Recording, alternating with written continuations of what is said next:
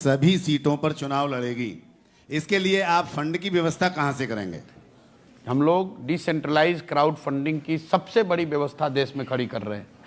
जैसे 2011-12 से पहले आपको देश में ज़्यादातर लोगों को ये नहीं पता था कि सोशल मीडिया भी एक जरिया हो सकता है चुनाव प्रचार प्रसार का, वैसे ही बिहार जैसे राज्य में मैं एक व्यवस्था खड़ी कर रहा हूँ जहाँ घर बैठे लोग अपने मोबाइल के जरिए जन स्वराज की इस व्यवस्था को डोनेट कर पाएंगे। हम लोग का लक्ष्य ये है कि बिहार की 13 करोड़ आबादी में से कम 2 करोड़ आबादी से 2 करोड़ लोगों से 100 रुपया चंदा लिया जाए बैंकों के जरिए।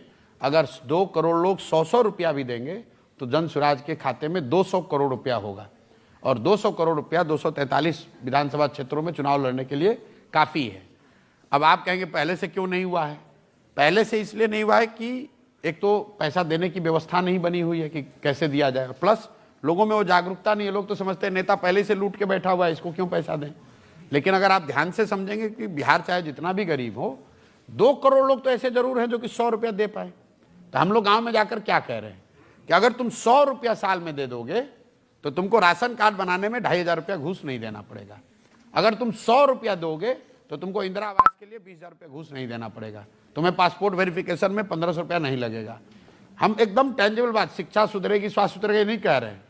जो तुम्हारे जेब से पैसा लग रहा है, दाखिल खारिज में रसीद काटने में 20,000 रुपया लग रहा है, तुम 100 रुपया दो, तुम्हारे साथ तुम्हारा नेता ऐसा व्यक्ति होगा जो तुमसे ये पैसा नहीं तो आपका असेसमेंट क्या है?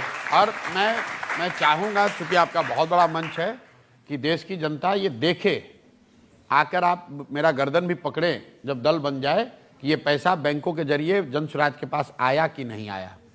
बिल्कुल लोग देने के लिए तैयार बैठे हैं। मुझे रोज सैकड़ों लोग ये कह रहे हैं भैया कब शुरू कीजिएगा, हम लोग एकदम देना चाहते हैं। 100 रुपया क्यों नहीं देंगे भाई?